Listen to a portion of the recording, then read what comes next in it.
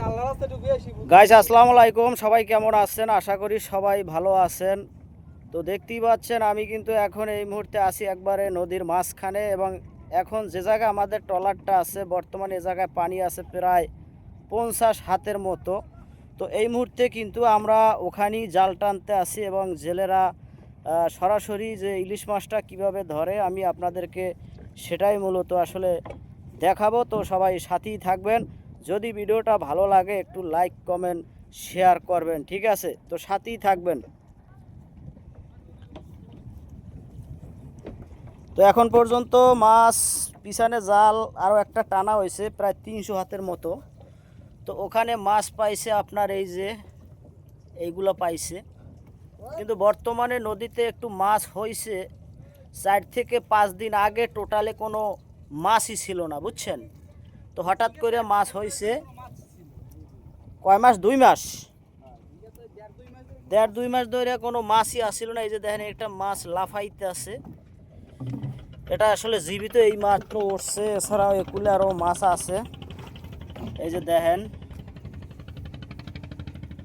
এই যে পোয়া মাছ আছে, ইলিশ মাছ, এই যে দেখেন তাজা মাছ। তো ভাই আসলে এই যে 1.5-2 মাস যে মাছ ছিল না, তখন কি আপনারা খেয়াও মারছিলেন? হ্যাঁ মারছেন, কি করবো, বসে থাকবো যা হয়। ও টোটালি 1.5 থেকে 2 মাসে কোনো মানে ইলিশ মাছ ছিলই না, মোটেই টোটালি ছিল না। অন্য মাছ টাছ মনে হয় ছিল কিছু, ওই পোয়া মাছ ছিল, পোয়া মাছটা ছিল, ওইটা দিয়ে আর কি মোটামুটি আর কি মোটামুটি চললে ফিরে রয়েছে। চললে ফিরে আর কি ছিলেন, এই তো।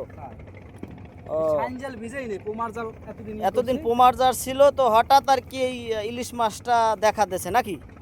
তো এই জন্যই মূলত এখন ইলিশের খেয়াও মারছেন। তো মাছ তো আসলে তুলনামূলকভাবে ওভাবে তো দেখা যাইতে আছে না, মাছ তো তাও তো কম। তো বন্ধুরা এই যে দেখতেই পাচ্ছেন, এটা হচ্ছে আপনার তালতলি তাপবিদ্যুৎ কেন্দ্র। সরাসরি কিন্তু আমি একবারে ওই তালতলি তাপবিদ্যুৎ কেন্দ্রের কাছেই অবস্থান করছি। আর এই যে জাহাজগুলো দেখতে পাচ্ছেন, এগুলো মূলত আসলে আপনার ওই যে কয়েল নিয়ে আসে, কয়েল, ঠিক আছে?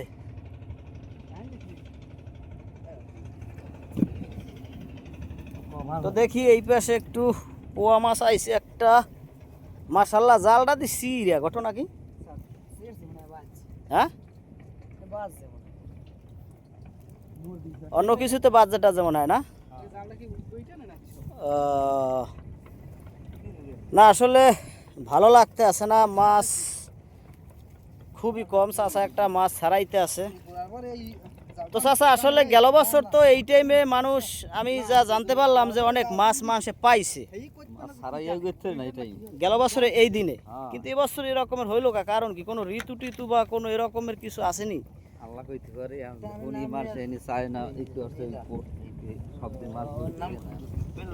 না না, এটা আসলে আমি বিশ্বাস করি না। কারণ আপনার এই তালতলি তাপবিদ্যুৎ কেন্দ্র থেকে যে নদীতে যে প্রভাব পড়ার কথা, আসলে এগুলো সম্পূর্ণ একটা ভুয়া খবর, বুঝছেন? এগুলো আমি বিশ্বাস করি না। মাছই কম। ওহ, পোমা মাছ আছে একটা না।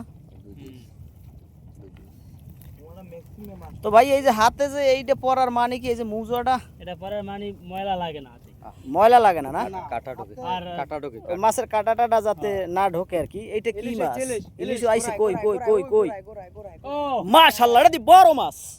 মাশাআল্লাহ মাশাআল্লাহ, আসলেই তো আজকের সবচেয়ে বড় মাছটা এটা নাকি? হ্যাঁ ভাই, সবচেয়ে বড় মাছ, আধা কেজি হবে। মাশাআল্লাহ, আধা কেজির জন্য একটা মাছ আইয়া পড়ছে বন্ধুরা।